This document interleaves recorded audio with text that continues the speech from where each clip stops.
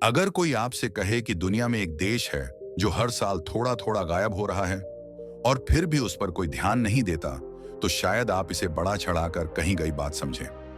लेकिन यही सच है बांग्लादेश का। ये एक ऐसा देश है जहां पानी सिर्फ जीवन नहीं देता, बल्कि हर साल जीवन छीन भी लेता है। बांग्लादेश में 700 से ज्यादा नदियां हैं।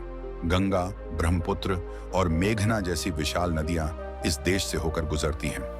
यही नदियां इस जमीन को उपजाऊ बनाती हैं और यही नदियां हर साल तबाही भी लाती हैं। यहाँ लोग अपने घर इस उम्मीद के साथ बनाते हैं कि शायद इस बार बाढ़ उन्हें छोड़ दे, लेकिन अक्सर ऐसा नहीं होता। हर साल नदियां उफान पर आती हैं, खेत डूब जाते हैं, घर बह जाते हैं और लाखों लोग बेघर हो जाते हैं। इसके बावजूद सबसे हैरान करने वाली बात यह है कि अगले ही दिन लोग फिर से अपनी जिंदगी खड़ी करने में लग जाते हैं, जैसे हार मानना यहाँ कोई विकल्प ही नहीं है। बांग्लादेश की कहानी सिर्फ प्राकृतिक आपदाओं की नहीं है, बल्कि एक ऐसे देश की है जिसने बहुत दर्द के साथ जन्म लिया।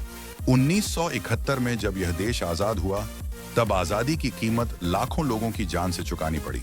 तब दुनिया ने यह मान लिया था कि यह देश ज्यादा समय तक टिक नहीं पाएगा, क्योंकि संसाधन कम थे, गरीबी ज्यादा थी और हालात बेहद मुश्किल थे। आज बांग्लादेश का क्षेत्रफल लगभग 1,47,000 वर्ग किलोमीटर है, लेकिन इसी सीमित जमीन पर करीब 17 करोड़ से ज्यादा लोग रहते हैं, यानी दुनिया के सबसे घनी आबादी वाले देशों में से एक। इतनी ज्यादा आबादी, इतनी कम जमीन और ऊपर से हर साल बाढ़, फिर भी यह देश चल रहा है। समय के साथ बांग्लादेश ने दुनिया को चौंकाया। आज आप जो शर्ट या जीन्स पहनते हैं, बहुत मुमकिन है कि वह बांग्लादेश की किसी फैक्ट्री में बनी हो।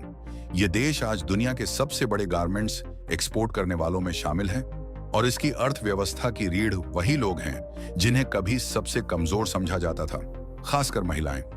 ढाका, जो बांग्लादेश की राजधानी है, दुनिया के सबसे घनी आबादी वाले शहरों में से एक है। यहाँ सड़कों पर हमेशा भीड़ रहती है, ट्रैफिक रुक रुक कर चलता है और जिंदगी तेज रफ्तार में भागती रहती है। गरीबी आज भी दिखती है, लेकिन अब उसके साथ बेबसी नहीं दिखती, बल्कि कुछ बदल देने की चाह दिखाई देती है। लेकिन अब बांग्लादेश के सामने सबसे बड़ा खतरा किसी युद्ध या हथियार से नहीं, बल्कि प्रकृति से है। जलवायु परिवर्तन के कारण समुद्र का स्तर लगातार बढ़ रहा है, खेतों की जमीन में नमक भरता जा रहा है और रहने लायक जमीन कम होती जा रही है। वैज्ञानिक चेतावनी दे रहे हैं कि अगर यही हाल रहा तो आने वाले समय में करोड़ों लोगों को अपना घर छोड़ना पड़ सकता है। इसलिए असली सवाल यह नहीं है कि बांग्लादेश बचेगा या नहीं। असली सवाल यह है कि जब बांग्लादेश जैसे देश सबसे पहले इसका असर झेल रहे हैं, तो क्या बाकी दुनिया सुरक्षित रह पाएगी? बांग्लादेश सिर्फ एक देश नहीं है, बल्कि हमारे आने वाले कल की एक झलक है। तो दोस्तों, ये था बांग्लादेश का एक छोटा सा सफर। वीडियो अच्छी लगी हो तो वीडियो को लाइक करें, अपनी राय कमेंट में लिखें और चैनल को सब्सक्राइब करना ना भूलें।